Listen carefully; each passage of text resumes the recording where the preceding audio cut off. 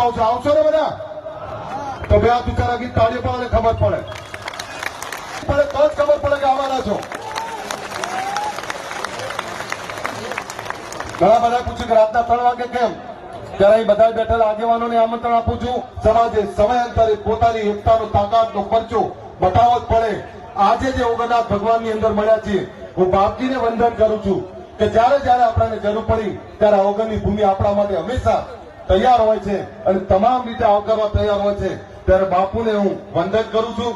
દોલતરામ બાપુ બેઠા છે, ઋષિ ભારતી બાપુ બેઠા છે, આ તમામ સંતોને વંદન કરું છું. અને આપણા સદારામ બાપાની જગ્યાના 10 બાપુ બેઠા છે. એકવાર જોરદાર આ સંતો માટે તાળીઓ પાડી.